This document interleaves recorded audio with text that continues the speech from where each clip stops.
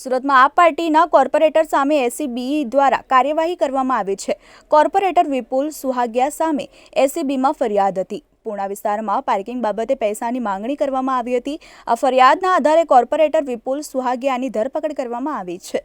મહાનગરપાલિકાના પૂણા ગામ વોર્ડના 2 આમ આદમી પાર્ટીના કોર્પોરેટરો સામે એન્ટી કરપ્શન બ્યુરોમાં લેખિત ફરિયાદ કરવામાં આવી છે। આ ફરિયાદમાં જણાવવામાં આવ્યું છે કે તેઓએ પે એન્ડ પાર્ક કોન્ટ્રાક્ટર પાસે તેઓએ 10 લાખ રૂપિયાની લાંચ માંગી હતી।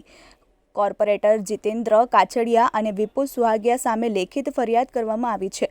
ફક્ત એટલું જ નહીં, પે એન્ડ પાર્કના કોન્ટ્રાક્ટરે સીસીટીવી ફૂટેજ અને ઓડિયો રેકોર્ડિંગ સહિતના પુરાવો એસીબીને સુપ્રત કર્યા હતા। પાલિકાના પે એન્ડ પાર્કના કોન્ટ્રાક્ટર છે અને 6 માર્ચ 2024ના રોજ મંગોપ ટીપી સ્કીમ નંબર 53માં આવેલા મલ્ટી લેવલ પાર્કિંગમાં વિપુલ સુહાગિયા અને અન્ય કોર્પોરેટર જીતુ કાછડિયા રાઉન્ડ મારવા માટે આવ્યા હતા।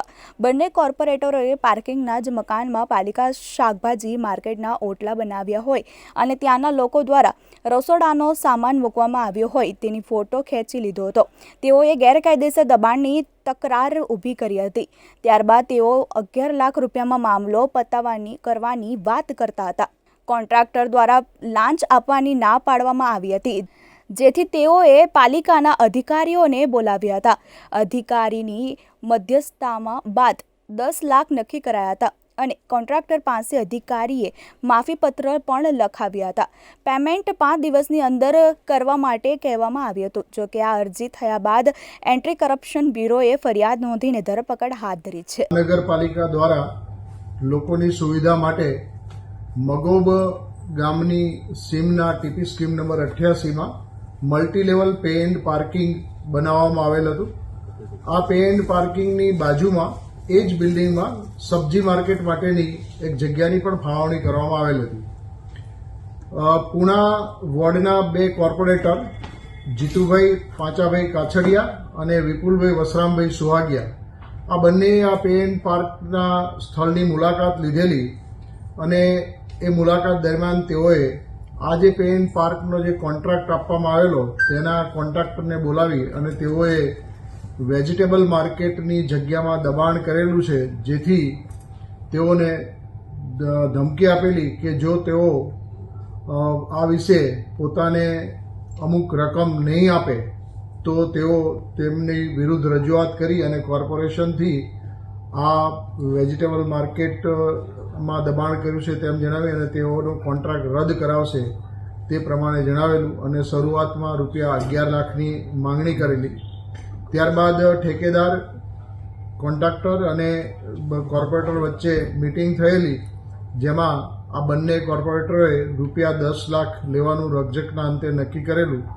આ સમગ્ર વાતચીતનું કોન્ટ્રાક્ટર દ્વારા ઓડિયો રેકોર્ડિંગ કરી લેવામાં આવેલું અને કોન્ટ્રાક્ટર આ રકમ આપવા માંગતા ન હોય તેઓએ એસીબીની વડી કચેરી એટલે કે આ કચેરીનો સંપર્ક કરી અને અરજી આપેલી અને આ સાથેના જે રેકોર્ડિંગ હતું તેની સીડી આપેલી।